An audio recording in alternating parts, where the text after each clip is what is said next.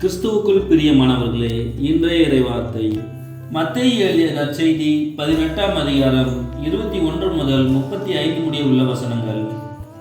அக்காலத்தில் பேதுரு இயேசுவை அணுகி, ஆண்டவரே, என் சகோதர சகோதரிகளுள் ஒருவர் எனக்கு எதிராக பாவம் செய்து வந்தால் நான் எத்தனை முறை அவரை மன்னிக்க வேண்டும்? 7 முறை மட்டுமா என கேட்டார். அதற்கு இயேசு அவரிடம் கூறியது, 7 முறை மட்டுமல்ல, 70 தடவை 7 முறை என நான் உனக்கு சொல்கிறேன். விண்ணரசை பின்வரும் நிகழ்ச்சிக்கு ஒப்பிடலாம். ஓர் அரசர் தம் பணியாளர்களிடம் கணக்கு கேட்க விரும்பினார். அவர் கணக்கு பார்க்க தொடங்கிய போது அவரிடம் 10,000 தாலந்து கடன்பட்ட ஒருவனை கொண்டு வந்தனர். அவன் பணத்தை திருப்பிக் கொடுக்க இயலாத நிலையில் இருந்தான்.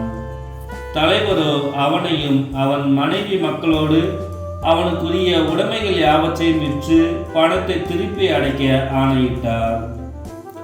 உடனே அப்பணியால் அவர் காலில் விழுந்து பணிந்து, என்னை பொறுத்தருள்க, எல்லாவற்றையும் உமக்கு திருப்பி தந்து விடுகிறேன் என்றான்.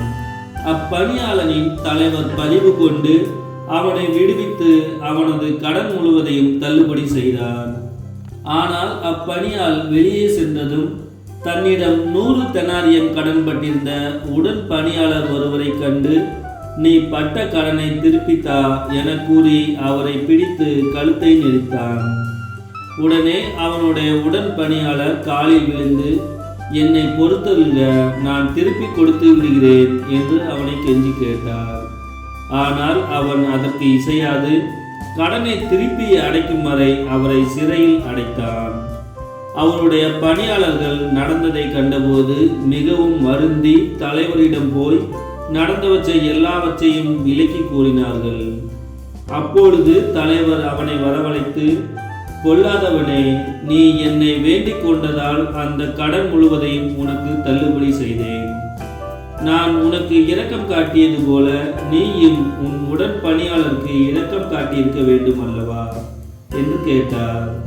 அத்தலைவர் சினங்கொண்டவராய் அனைத்து கடனையும் அவன் அடைக்கும் வரை அவனை வதைப்போரிடம் ஒப்படைத்தார்.